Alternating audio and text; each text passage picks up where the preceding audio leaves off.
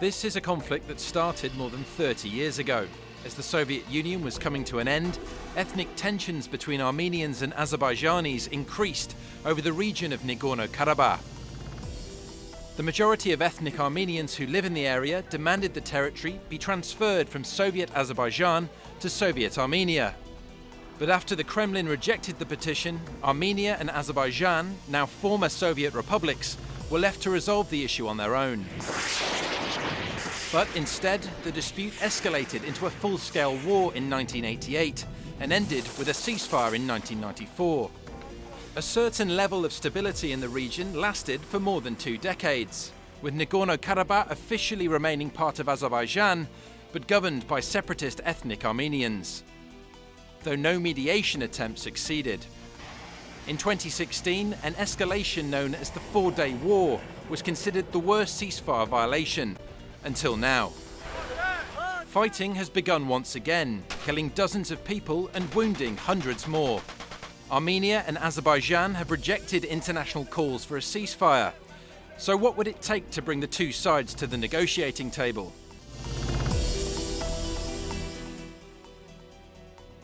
President of Azerbaijan, Ilham Aliyev, thank you for talking to Al Jazeera. Very glad to see you. It's been over 2 decades since the present conflict between Armenia and Azerbaijan has begun, and you've gone through lots of ups and downs, but no peace has succeeded so far. Why has this been conflict dragging for so long? The main reason is that Armenia doesn't want peace. They want to keep our lands under occupation forever. They don't want to change status quo, and this is the reason why it lasted so long. Because otherwise, if Armenia demonstrated goodwill and acted in compliance with resolutions of main international organizations, the conflict would have been resolved many years ago. Because back in 1993, when Armenia occupied part of our territories, UN Security Council adopted 4 resolutions demanding immediate full and unconditional withdrawal of the troops from our territories. But these resolutions remain on paper. Minsk group, which was created in order to facilitate to find a solution, already is in activity for 28 years and also without any result. Therefore, the main reason is, as I said, the position of Armenia. The second reason is that lack of insistence from the side of the mediators and lack of pressure on Armenia to start implementing resolutions of United Nations Security Council. On many occasions I raised this issue and was saying that international sanctions must be imposed on Armenia to force them to comply with resolutions and to start liberation of our territories. But my appeals were not answered properly, and now what's happening is a result of Armenia's destructive policy. So you say Azerbaijan doesn't have the international support that it deserves based on the international legal concerns? There is not enough practical pressure on aggressor. And here we see the contradiction between international law and what is happening in reality. So such an open ignorance of the norms and principles of international law by Armenia should be a good indicator that international law doesn't work, or it works selectively. In some cases, as you know, Security Council resolutions are being implemented within days, if not hours. But in our case, it's on paper for so many years. Well, you have accused Armenia of starting the war, this conflict actually, and many can argue that Armenia, having the territory it has and victory of the Velvet Revolution in 2018, wouldn't risk starting an armed conflict. What would you say? If we look at what Armenia did after so-called revolution during the last 2 years and what they declared, we will see that they were always provoking us and they were aiming at starting new war. And the reason is to disrupt negotiations completely. They made several military provocations against Azerbaijan.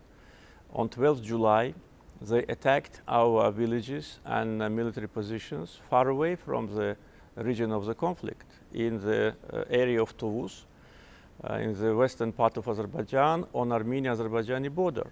So we had to respond, and after we responded and they suffered a bitter defeat, they withdrew and started to plead for ceasefire. And then I said that we do not have any military objectives on the territory of Armenia. Therefore, as soon as we push them back, and they already realized that it did not work, the clashes stopped. It lasted only 4 days. Then, August 23, the sabotage group, which was sent by Armenian army to penetrate our territory and to commit acts of terror, was dispersed, and the head of the sabotage group was detained. And he is now under investigation. He gives evidence that he was sent in order to commit terror acts against our civilians and military servicemen. It was not us who did it, it was them. And then what happened on the 27th of September is a logical continuation of this policy. Apart from that, if you look at what they have declared, what they have stated, it's also absolutely clear that they were provoking us. Armenian Prime Minister a year ago made a statement that Karabakh is Armenia, and this statement makes negotiations absolutely senseless, because one of the main items on the negotiation table is a return of the occupied territories to Azerbaijan. And if he says Karabakh is Armenia, and in his understanding, Karabakh is not only former Nagorno-Karabah autonomous district, but also all the occupied territories, that means that they don't want to return these territories back. That means end of negotiations. So why would Armenia risk a provocation? First, I think they wanted to destroy completely negotiation process. Then they wanted to put a blame on us, as they do it, and say that, look, with Azerbaijan it's not possible to have negotiations. And I think one of the reasons could be the internal difficulties, because we know what is happening now in Armenia. They suffer very serious political crisis. The leader of main opposition party was arrested 2 days before they launched an attack. Previous two presidents under criminal investigation. And actually dictatorship regime have been established in Armenia. All the promises which the prime minister was giving after revolutions just are on paper. Nothing was implemented. They have one of the worst in the world per capita situation with pandemic. So to distract attention, and he managed to do it. And now what he's trying to do, to consolidate society in front of so-called Azerbaijani aggression, and to strengthen his personal rule. What I am demanding is absolutely in line with international law, because the whole world recognizes territorial integrity of Azerbaijan, and no country in the world recognizes so-called Nagorno-Karabakh Republic, and they need to leave our territory, and then the war will stop, and then the conflict will come to an end.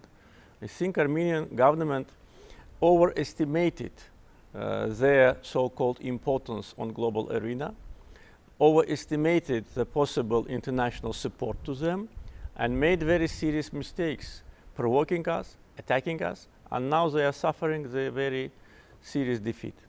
Would you accept going to the negotiating table with Armenia's Prime Minister Nikol Pashinyan? Actually, negotiations stopped, because after his statement that Karabakh is Armenia, I said there's no room for negotiations.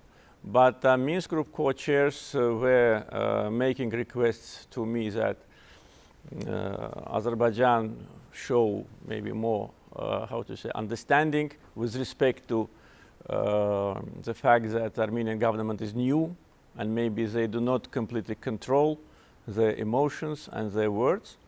And I said, okay, let's try. We want to find a peaceful solution. Therefore, we waited for so many years, and probably negotiations would have been continued if not for this destructive approach.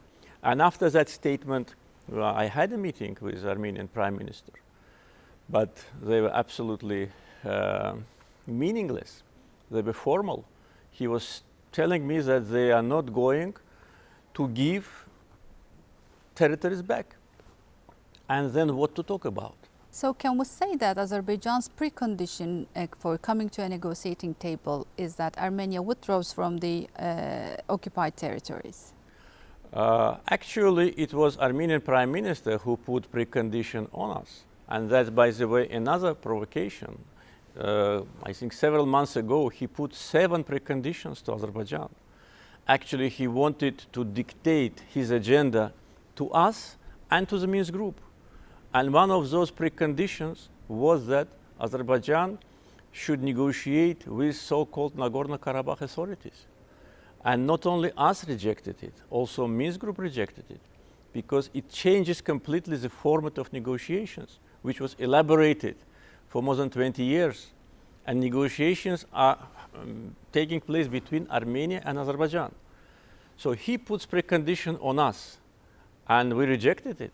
With the previous Armenian leaders, we had a process, and we were elaborating the so-called step-by-step approach. Otherwise, we wouldn't have been in this process for so many years. It was not a useless time. I think we made a very big progress. I'm in this process since 2003. And after Pashinyan came to power, he not only destroys everything was before him, and he wants to pretend that Armenia before him did not exist, and he is now the creator of new Armenia. He destroyed all the elaborated principles. Therefore, full responsibility is on him and his government. And by the way, reasonable people in Armenia, they understand it. They were already making statements alarming Armenian population that this person leads their country to catastrophe. We don't have a problem with Armenian people. They are our citizens. We have thousands of Armenians living in Azerbaijan. And those who live in Nagorno-Karabakh area, also we consider them our citizens. And we invite them to live together with us as many other nationalities and ethnicities who live in Azerbaijan. Therefore, Armenia should refrain completely from these provocative statements. They should make new statements that Karabakh is not Armenia, and then we will see. Would a Russian mediation work for Azerbaijan? Russia is one of the countries which is a mediator along with the United States and France. Of course, Russia has a special position because it's a neighbor to Azerbaijan, neighbor to the region. Therefore, of course, their role and their, I would say, capability to mediate are much higher due to objective reasons from those who are situated far away from the region and maybe not completely know what was happening here during the last decades. Therefore, we think that free countries, they should continue to work together if all of them keep neutrality. This is important. And we're concerned that just recent days we see some statements which are counterproductive and which are demonstrating a kind of change in the position in neutrality. Every country can have its position, it's normal, but if you're a mediator in such a sensitive issue, you should act in this capacity. So there are calls from the international community for a ceasefire, but given the latest statements by both Azerbaijan and Armenia's side, are you choosing to ignore international calls for a ceasefire?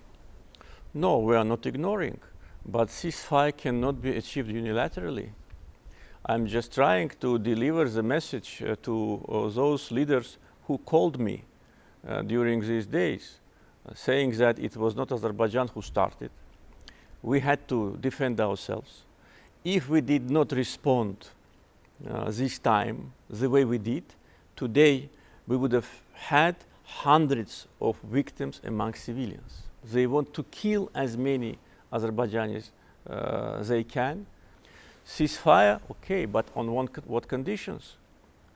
Conditions must be that they withdraw from the territories. We need our territories back by peaceful means. And we demonstrated for 28 years our willingness to have peaceful settlement. When we look at the latest conflict, Azerbaijan military gained some advance on the ground. Yes, yeah, exactly, yeah, and took back some of the villages, especially around the Fuzuli district. Does it mean that Azerbaijan is not going to withdraw from those areas that they have regained control of? No, of course not, because these areas belong to us.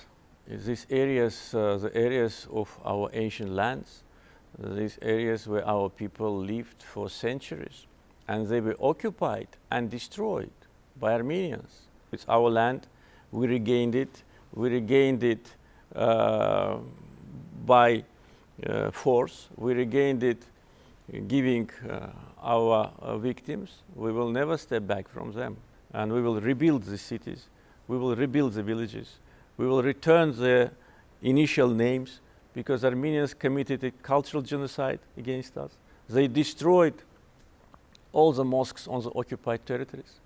They keep pigs and cows in the mosques, thus insulting the feelings of all the Muslims. They change the names of our cities, change the names of our villages. All the names will go back. We will go back to our lands. This is our legitimate right. This is a historical task for us, and I'm sure we'll succeed. The Caucasus region is a very complex one. Not only in terms of geography, but also when it comes to culture, ethnicity, and social structures. Do you believe in people's right to self-determination?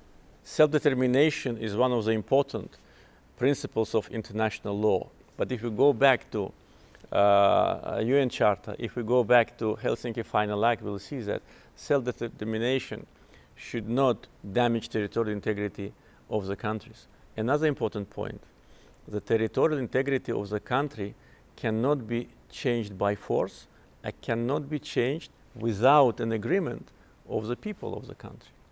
Therefore, in the case of Nagorno-Karabakh conflict, of course, self-determination is not working the way how Armenians want to do it. And another argument, Armenian people already self-determinated themselves. They have independent Armenian state. Today, Armenians live everywhere. They live in France, they live in America, they live in Russia, they live in the Middle East. Let them ask for self-determination in those countries. What would be reaction of authorities of those countries if Armenians would ask the land which does not belong to them and ask this land only because they now became majority? Those countries which want to give self-determination to Nagorno-Karabakh, let them give part of their land to Armenians from Nagorno-Karabakh, take them and give self-determination there. I would see what would be their reaction. Well, the way things look right now, you have the Russians, Iranians, Turks, the French, and the Americans signaling concerns over the conflict. Could this conflict ever become a regional one? I don't think so. I think there is no ground for that, and we are strongly against this conflict to transform into a regional. That's what Armenia wants to do. Therefore, they invent fake news about some external support to Azerbaijan, but at the same time they are asking for external support for themselves. That's why I have the feeling that their main target now, when they suffer a very serious defeat on the battlefield, they want to make this conflict regional. But I am sure that the countries which you mentioned, they will never allow it to happen, because security in our region is in the interests of all the regional countries. And among those countries which you mentioned, it's Turkey, Russia, Iran are regional countries. Other countries, they have nothing to do here in the region, and they're not regional countries. We are not responsible, me personally, for this composition of the Minsk group. Of course, if we decided today about the composition of any contact group which could facilitate peace, of course, composition would have been completely different. I don't want now to specify, but some countries wouldn't have place in those groups because of their biased behavior. So we need to do everything, especially the regional countries, to stay away from the conflict, not to interfere in any sense to the conflict, and give the signal to Armenia, stop occupation. Stop occupation, and then you will see the benefits. Then you will integrate with the regional economic investments, energy, transportation projects, which Armenian leadership for many years deprived Armenia from because of this aggression.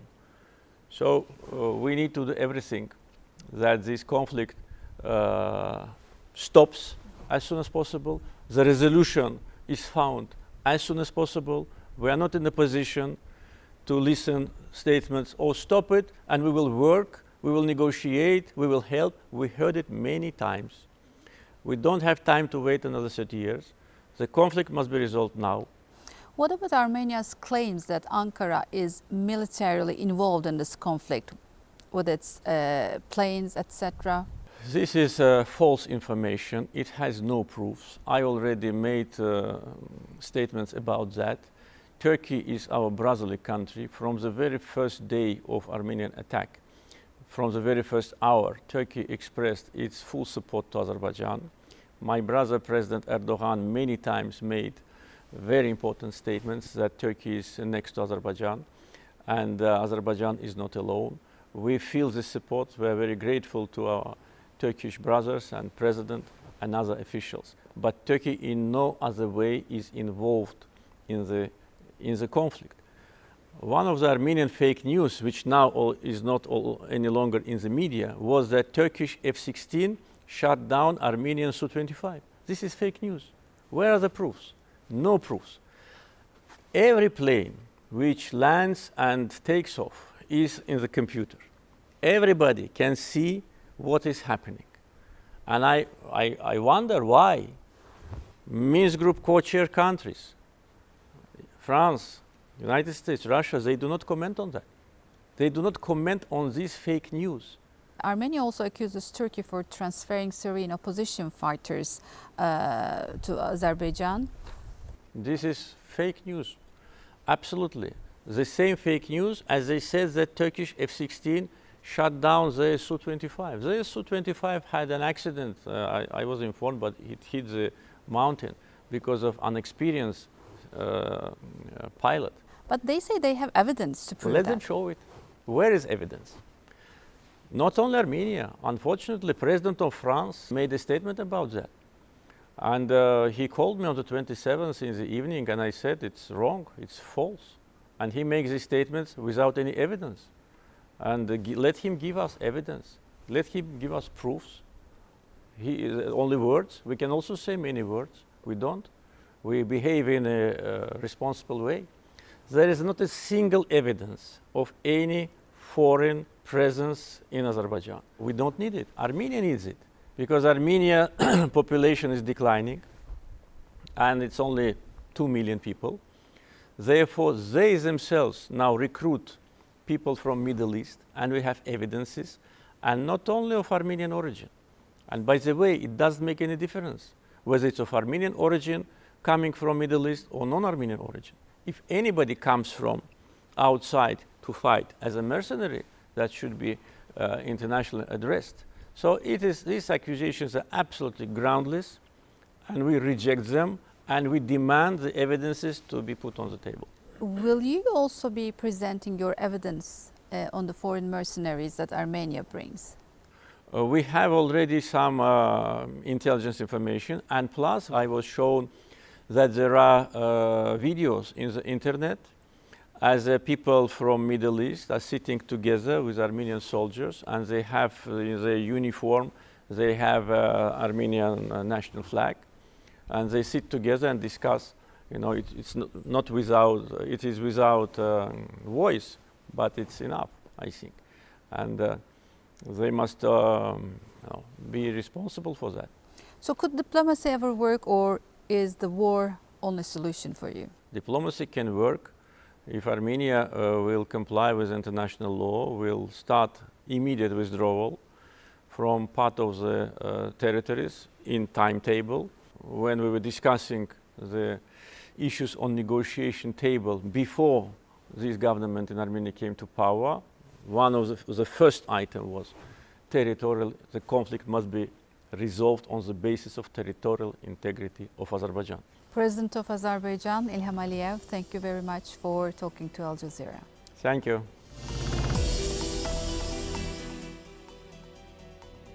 Prime Minister of Armenia, Nikol Pashinyan, thank you for talking to Al Jazeera. Now we're at the stage where there's open confrontation between Armenia and Azerbaijan. What are your preferred options? An increased military pushback against Azerbaijan, or a call for ceasefire and talks? I would like to start off by clarifying something about your question, because in this particular case, Armenia is acting as the guarantor of security of Armenians of Nagorno-Karabah, and Azerbaijan launched a direct attack on Nagorno-Karabah, and Armenia has certain obligations to provide the security of Nagorno-Karabah, and in this context, Azerbaijan also started to strike settlements in the Republic of Armenia and the civilian population in the Republic of Armenia.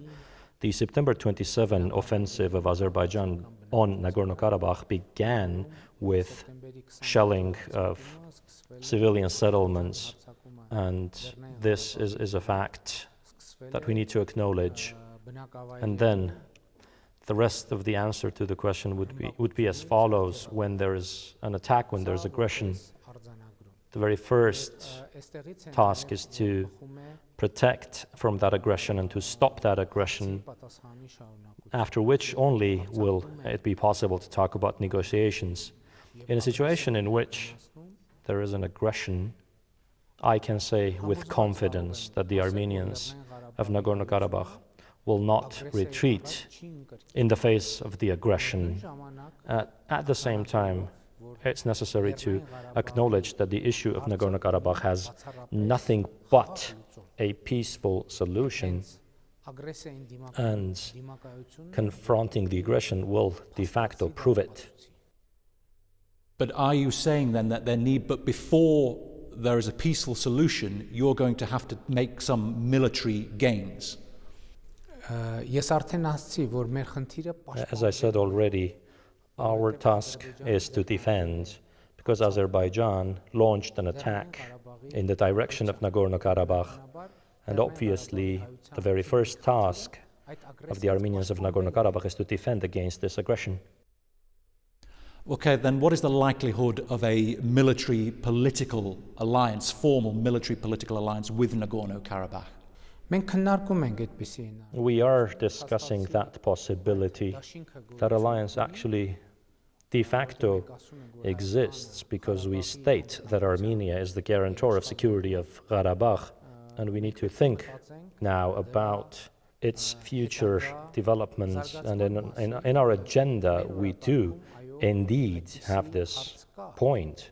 And it's very important to note this situation has created a new reality, a new military political reality in our region. One component, as I said, is that for many years, Azerbaijan, after developing a military rhetoric, has now attacked Nagorno-Karabakh, and it has happened with Turkey's obvious support. And in the international media, there is already broad discussion of the fact that in the territories that it controls in Syria, Turkey is recruiting mercenaries and transporting them to our region, and therefore Armenia and Nagorno-Karabakh need to increase our cooperation in the security field. And would you go as far as recognizing an independent Nagorno-Karabakh? There is that agenda as well, and that is an item in the agenda, and a decision will be taken or not taken depending on a variety of factors. You mentioned Turkey in your answer there, and yes, Turkey has now come out firmly on the side of Azerbaijan, says it will support Azerbaijan and has criticised your approach to Azerbaijan. But do you have evidence really that Turkey is going as far as supplying mercenaries?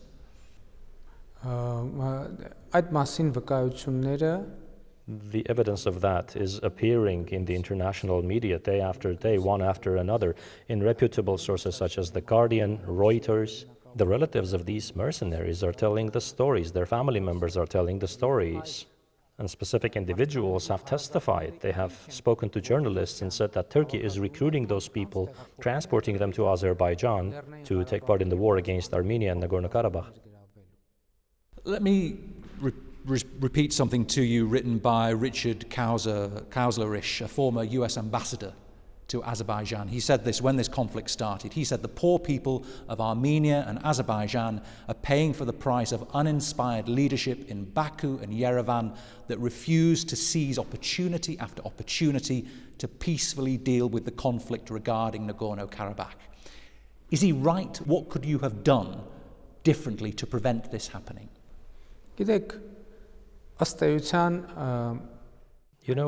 Essentially everything that needed to be done has been done. When I entered the office of the Prime Minister of the Republic of Armenia, I proposed a formula as a basis for my policy on the Nagorno-Karabakh issue, saying that we have to agree that any settlement, any solution to the conflict has to be acceptable to the people of Armenia, to the people of Nagorno-Karabakh, and to the people of Azerbaijan. And this formula is something which I proposed as a basis for settlement of the conflict. Unfortunately, Azerbaijan, starting from the mid-2000s, has essentially been advancing the military philosophy and policy as an option for resolution, and is refusing in any way to engage in mutual concessions. And I think what is significant here is a dictatorial government, such as the one established in Azerbaijan, is not inclined to make mutual concessions. And only democratically elected governments are capable of engaging in or proposing mutual concessions, such as the one which I proposed in that formula I just mentioned. And instead, in return, the president of Azerbaijan essentially said that the solution of the Karabakh issue can happen only and only within the frames of Azerbaijan's territorial integrity, which means that the issue of Karabakh would return to the status quo where it began in 1988, in the days of the Soviet Union. Therefore, it would be impossible to resolve any conflict by returning it to the point where it began.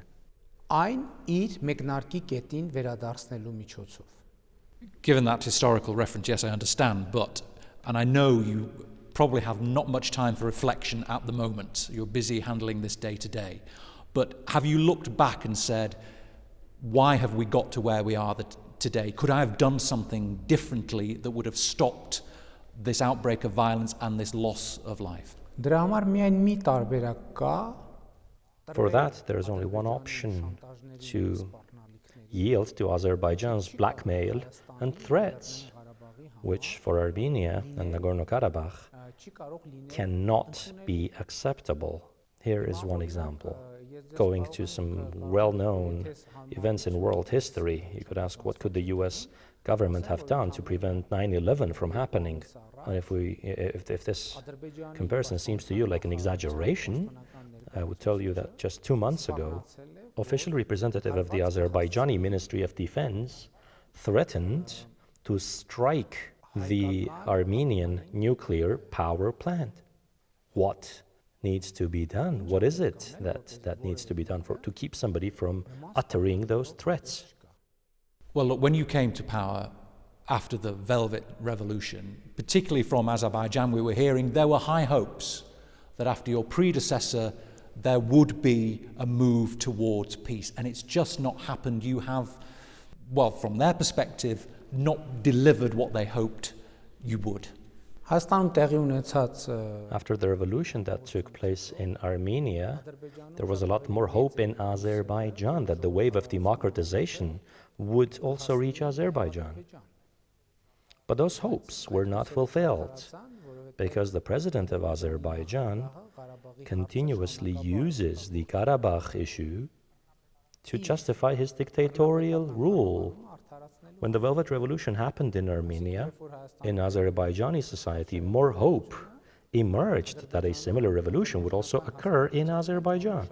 But to prevent that revolution and to carry on with the dictatorial rule, Azerbaijan intensified its bellicose rhetoric, which led to today's situation.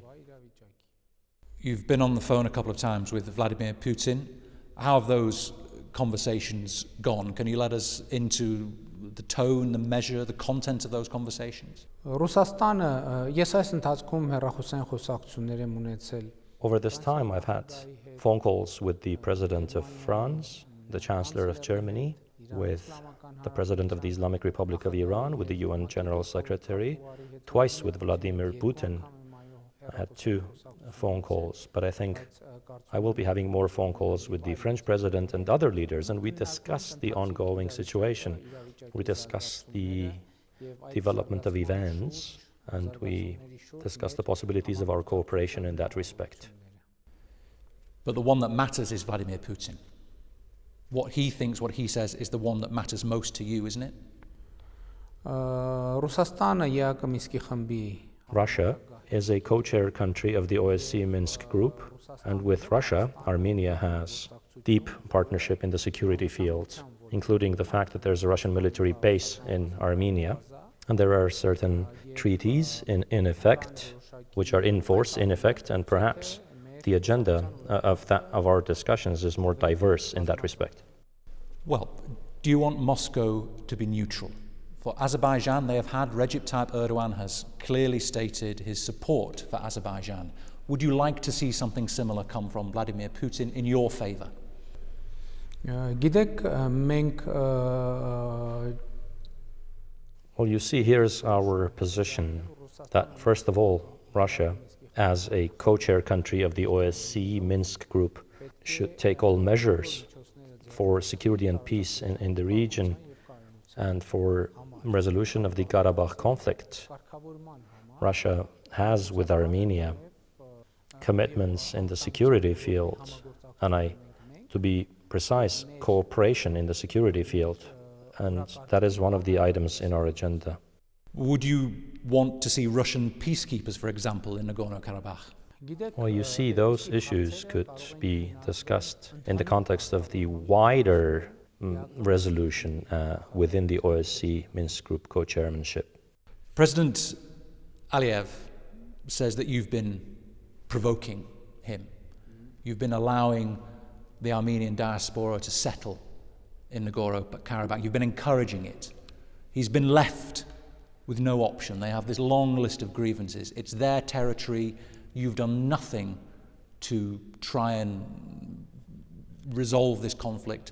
So that is why we are where we are at today. Look, you see, those allegations of the Armenian government resettling people from the diaspora in Artsakh are groundless allegations for 2 reasons. Firstly, the Armenian government has got nothing to do with Nagorno-Karabakh's territorial development, and secondly, from Armenia and from Nagorno-Karabakh for many years, many Armenians emigrated from their homes, and those people have lived in different parts of the world, in Russia, in Europe, in the Middle East, in the United States of America.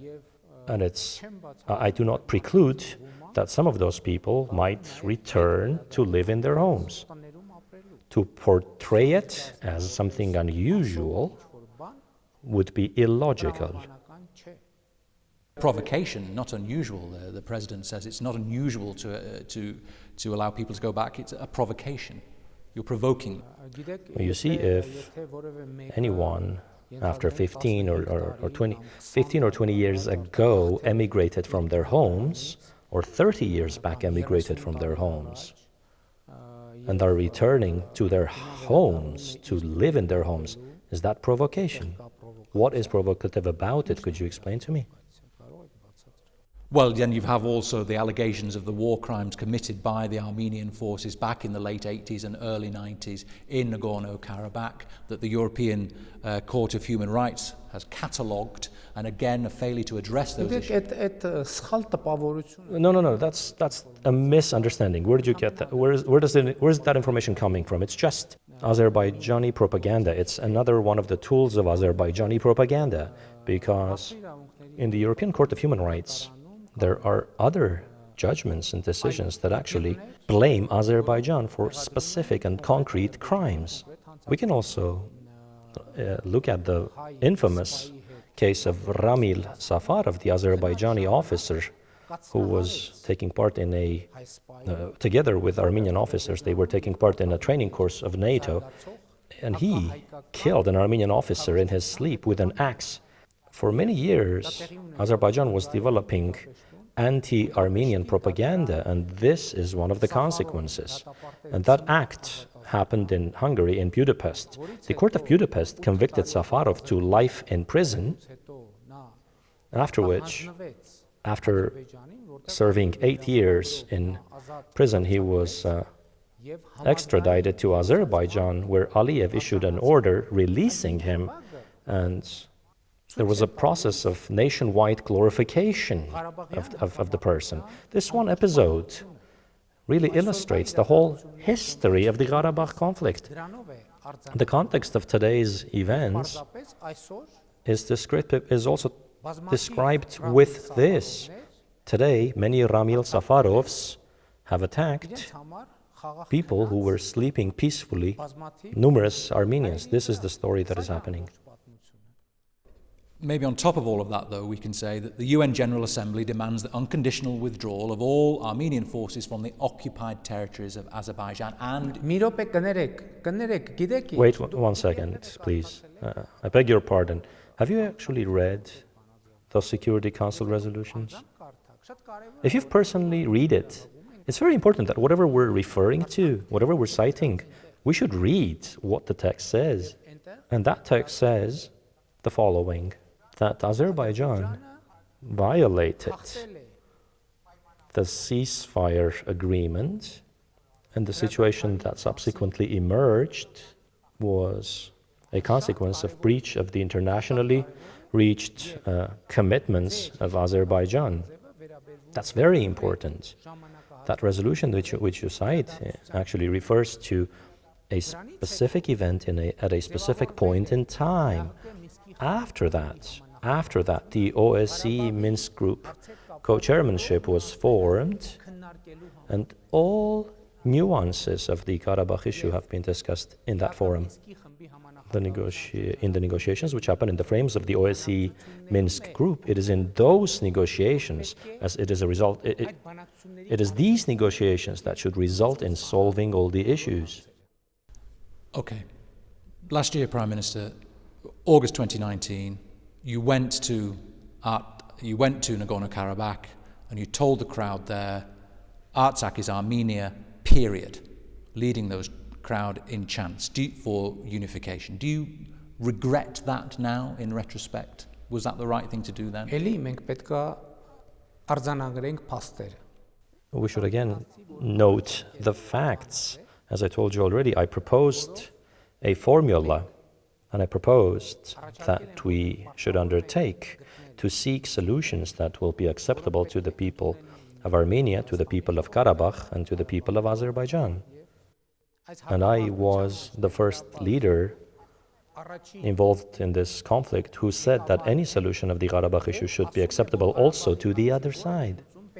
And the meaning of the proposed formula was to get the Azerbaijani president to adopt a similar approach so that we could have a totally different and new situation in the negotiations of the Karabakh issue. In response to that, the president of Azerbaijan continued the bellicose statements by saying that the issue of Nagorno-Karabakh has only one solution, and that is Karabakh is a part of Azerbaijan.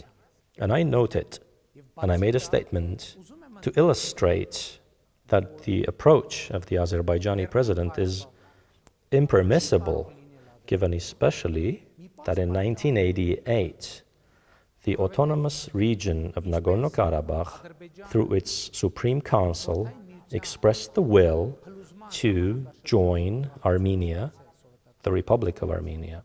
Besides, I would like to highlight that Nagorno-Karabakh cannot be Azerbaijan for a simple reason. At the time of the collapse of the Soviet Union, just like Azerbaijan gained independence from the Soviet Union, in exactly the same manner, the autonomous region of Nagorno-Karabakh exercised its right, constitutional and legal right, of the then Soviet Union to gain independence from the Soviet Union. And Azerbaijan's position on the Karabakh issue boils down to restoring, or to a need to restore the Soviet-era status quo, which is simply impossible. Prime Minister, time is against us, but one question before we finish on the domestic situation.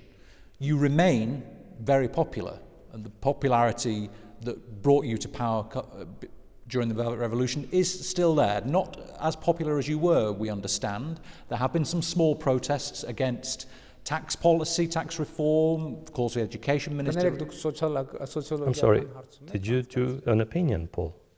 No, I'm just reflecting what we've seen in local coverage. You are popular, I give you that, Prime Minister. You remain very popular.